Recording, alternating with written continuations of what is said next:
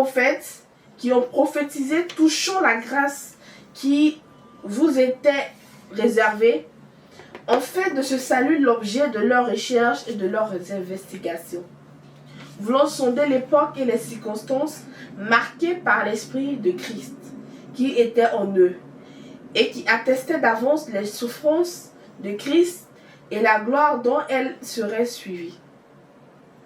Il leur fut révélé que ce n'était pas pour eux-mêmes, mais pour vous, qu'ils étaient les dispensateurs de ces choses que vous ont annoncé maintenant ceux qui vous ont prêché l'évangile par le Saint-Esprit envoyé du ciel, et dans lesquels les anges désirent prolonger leur regard.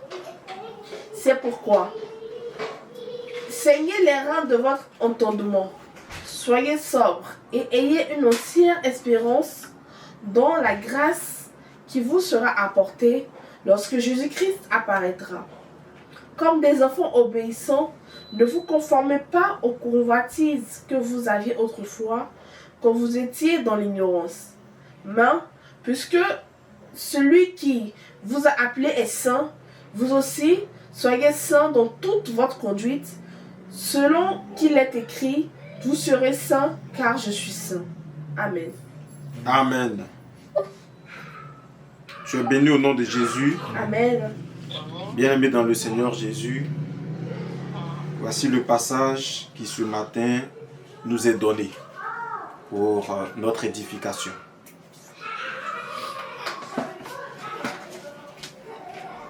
Le thème de ce message que Dieu nous donne ce matin, c'est au prix de notre foi.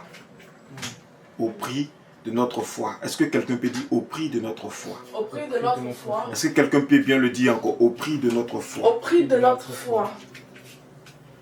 À plusieurs reprises, nous avons eu à enseigner sur ce que c'est que la foi.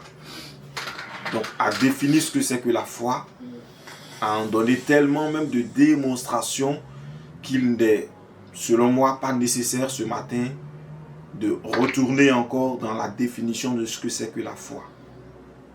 Mais comme la répétition est pédagogique, on peut juste dire rapidement que la foi, c'est cette ferme assurance que nous avons des choses que nous ne voyons pas encore, que nous espérons.